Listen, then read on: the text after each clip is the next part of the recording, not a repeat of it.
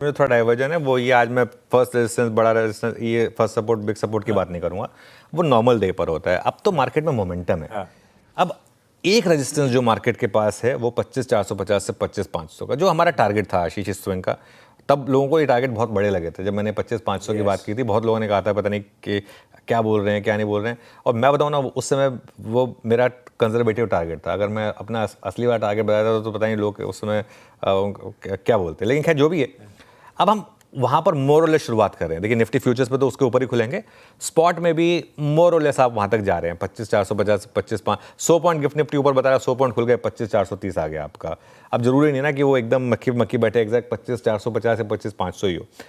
25,500 के ऊपर ना वक्त गुजारना ज़रूरी है। अब जो यहाँ से कहानी है ना वो ये है कि क्या निफ्टी रेडी है 25,500 के ऊपर लाइफ स्पेंड करने के लिए। जैसे 25,000 पर आपको याद होगा 4 बार निफ्टी ने रिजेक्शन दिखाया, 4 बार निफ्टी 25,000 तक आया और उसके ऊपर टिक नहीं पाया था। तो वो 25,500 भी क्या उस तरीके की दीवार होगी या नहीं होगी, ये हमें आज से और अगले 3-4 दिन में पता चलेगा।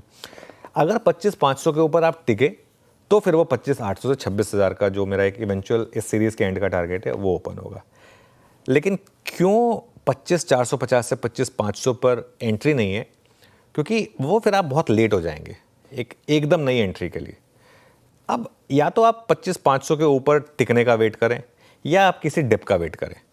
बेटर रहेगा कि गैप अप के बाद आप थोड़े डिप की वेट करें, और डिप्स कभी भी आ जाती है मार्केट में।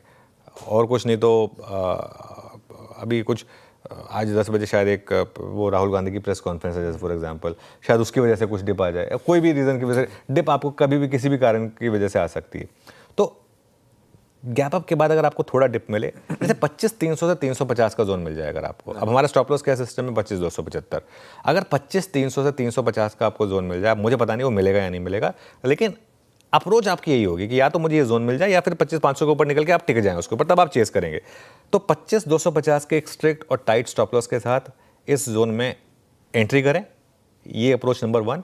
या अप्रोच नंबर 2, 25,500 के ऊपर निकले और टिके तो फिर आप कॉल ऑप्शन के थ्रू चेज करें।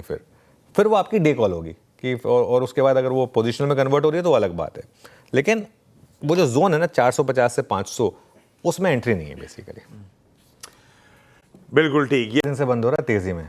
11 दिन हो गए 3 सितंबर से। एक बार जस्ट एक महीने का चार्ट दिखा दीजिए निफ्टी बैंक का।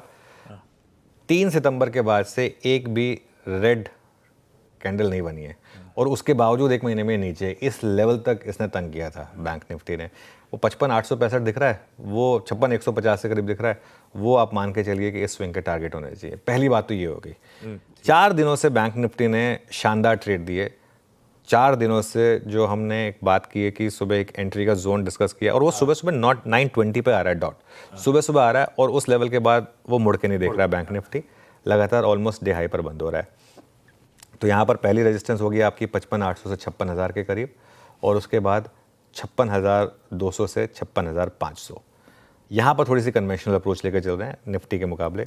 फर्स्ट सपोर्ट यहाँ पर है 55,000 से 55,200 का, और एक बार सिर्फ कल का चार्ट रखिएगा बैंक निफ्टी पर, तो उसके सिग्निफिकेंस के लिए 55,200 से 55,400 मतलब कल के लो से जस्ट ऊपर, और उसके बाद बड़ा सपोर्ट 55,000 से 55,200।